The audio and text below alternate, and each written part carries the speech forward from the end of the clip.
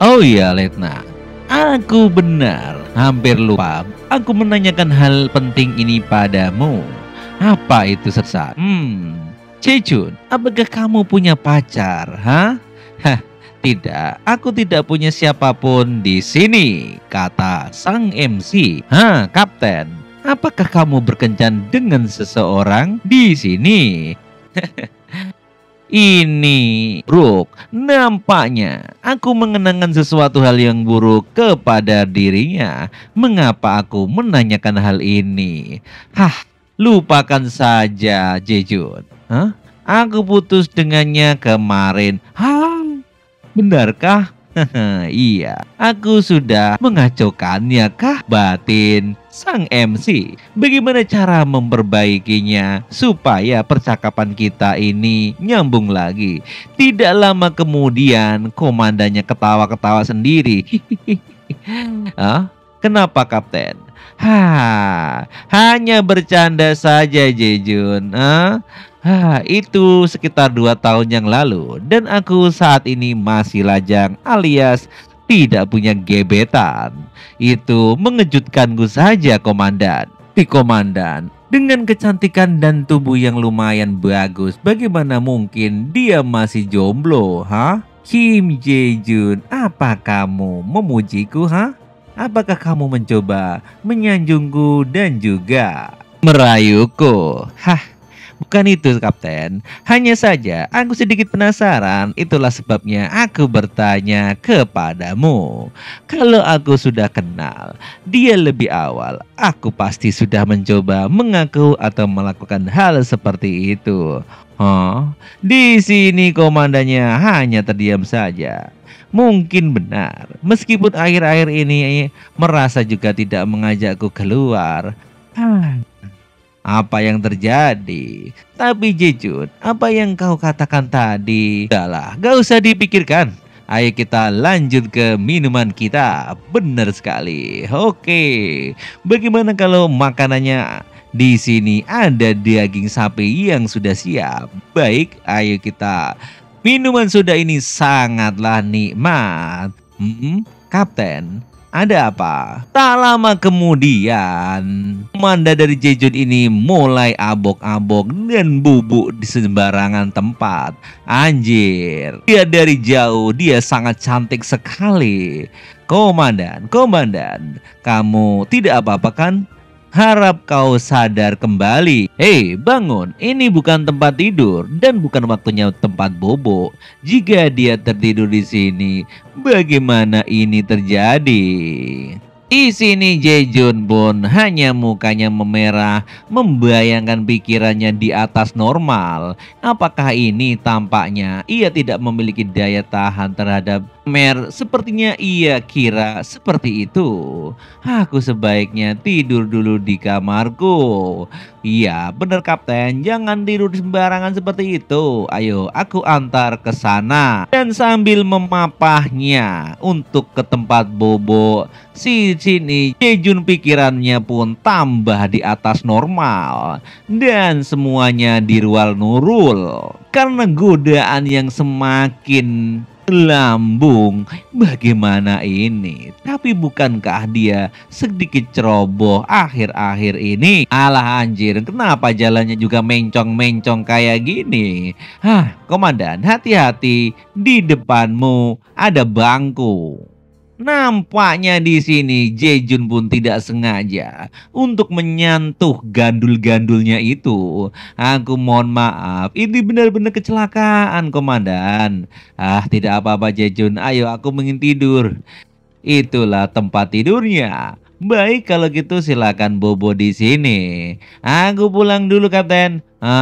Baik, kunci pintunya ya. Aduh, kenapa pikiranku aneh-aneh aja? Semua pikiranku di atas normal. Komandan, dalam kondisi yang rentan seperti ini, mungkinkah Tidak apa-apa kalau aku sedikit enak-enak. Batin Jejun yang dimana kiranya sudah di atas normal. Aduh, dia kawaii banget lagi. Nampaknya di sini komandannya merasa gerah. Aduh, kenapa ruang AC-nya tidak dinyalakan? Mengapa dia melepas bagiannya? Ay, ada apa ini? Jejun, di sini panas sekali. AC-nya terasa tidak dingin. Apakah kau lupa menyalakannya? Dan kemudian aku pun membantunya sedikit demi sedikit. Tanpa sadar tangan kananku pun mulai gemetar tidak karuan. Baiklah Kapten, silakan. Sebaiknya Anda tidak terlalu banyak bergerak. Baik. Anjir, ini pemandangan yang full beautiful. Aku hanya membantunya saja. Oke, saatnya kita pulang. Tapi tidak disangka-sangka, sang kapten ternyata malah melepaskan semuanya dan membuat Jinchun terbelalak dengan pemandangan indah itu. Mungkinkah ini terjadi karena dia sedang abok? Nampaknya di sini Jejun tidak kuat iman dan dia pengen juga menyentuhnya. Wow, sungguh sekali, kata si Jejun. Ini aku pertama kali baru menyentuhnya saja sudah di atas normal pikiranku. Oh gawat, aku jangan sampai kebablasan. Di sini Jejun lupa kalau di sini adalah asrama tempat perempuan. Sebaiknya aku kembali sebelum ketahuan penjaga. Tapi di sini godaan setan dari sebelah kiri semakin kuat. Sekarang pikiranku sudah tidak jernih lagi. Bahkan di atas normal, aku tidak lagi terlalu terbawa suasana. Gusti Allah, tolonglah aku. Di sini Jejun pun pergi dengan tergopoh-gopoh karena takut dosa masuk neraka. Aku akan pergi cepat sebelum dia menyadari apa yang terjadi, batin Jejun. Dan Jejun tidak bisa memahaminya kenapa malah ujung-ujungnya jadi seperti ini.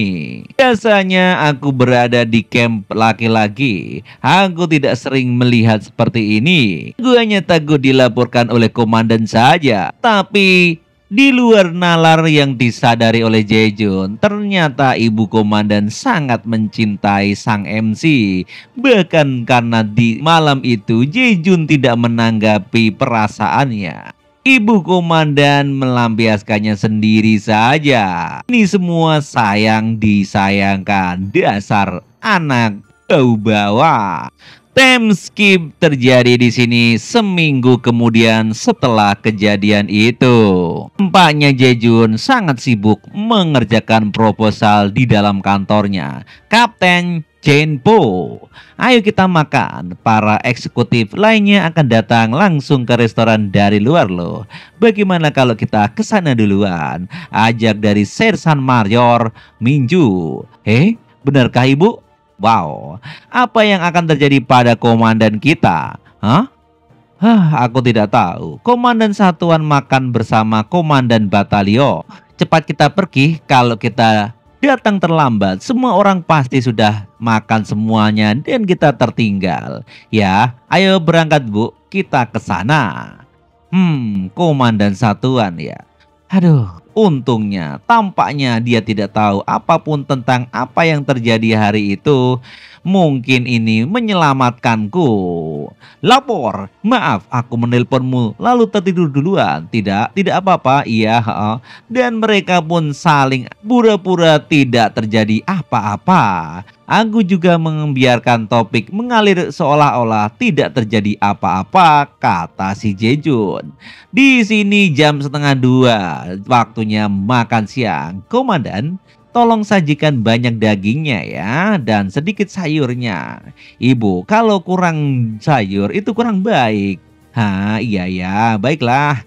Dan di sini mereka makan daging sapi dan telur. Komandan, kamu tidak suka makanannya ya? Begitukah? Ya, biasa aja Bu. Tidak, aku sedang memikirkan hal lain mungkin sejenak. Oh, benarkah? Apakah itu? Apa kamu memikirkan utang? Pinjol nggak usah dipikirin, Pak. Aku hampir saja memarahi si juru masak karena makanannya kurang nikmat. Oke, nikmatilah selagi panas, Kapten Jijun. Tetapi berpindah tempat, di sini Jejun juga mentraining anak-anak baru dari kalangan woman-woman. Wow, ini pemandangan yang sugoi setiap hari. Mungkin di sini aku bisa awet muda, batin si Jejun. Oke, fokus, fokus, fokus. Iman kita harus dijaga, kata si Jejun. Ah, kalau di sini terus aku selama 1 tahun bisa gila. Aduh anjir, kenapa aku malah kepikiran yang enggak-enggak kemarin malam? Aduh, seminggu yang lalu sayang sekali. Aku memikirkan momen-momen itu sepanjang hari sehingga tidak bisa fokus bekerja. Jaejun, Kapten Jaejun, siapa itu? Oh, rupanya Mandan Batalion memanggilnya. Apakah kamu sudah terbiasa mengawasi anak-anak perempuan untuk sparring latihan di sini? Ya, baiklah. Apa ada yang kamu inginkan dariku, Komandan? Hah, tidak. Tidak ada yang istimewa sih. Apakah kamu punya waktu malam ini? Hah? Malam ini? Ya, aku tidak punya komitmen sih dan janji yang begitu mendesak. Jadi, kamu bisakah datang ke tempatku? Bisa kamu datang ke rumahku dan membantuku untuk lakukan sesuatu? Hah? Mungkin itu yang aku pikirkan, batin si Jejun. Di sini ternyata di dalam rumahnya Ibu Komandan rupanya cuman pijet-pijetan saja. Gimana rasanya Jejun pijetan aku? Saat ini aku sedang belajar untuk menadaptasi lisensi pijat olahraga. Tapi sulit untuk menemukan partner untuk berlatih bersama. Bagaimana kalau kamu jadi objekku? Di mana kamu menjadi bahan percobaanku untuk pijet-pijet? Hah, kurasa gue salah pikiran. Oke, ini apa yang aku harapkan tidak sesuai, batin Jejun. Nampaknya di sini Jejun terkaget-kaget karena ada sensasi yang aneh. Jika ada sesuatu yang mengganggumu, katakan saja padaku, Jejun. Ah, tidak bu, lanjutkan saja. Pijakannya terasa enak. Aduh anjir, aduh banyak hal yang merasuki pikiranku, bati si Jejun. Nampaknya aku nggak kuat. Adik kecilku sudah lama bangun dari tidurnya. Anjir, sensasi apa ini? Aduh. Ya ampun, iman gua sebagai anak pesantren bisakah buat menahannya? Jejun, sekarang kembalikan wajahmu. Baik Ibu Komandan. Nampaknya Jejun pun malu-malu ngeong untuk membalikan badannya. Aku tidak tahu harus berbuat apa ini.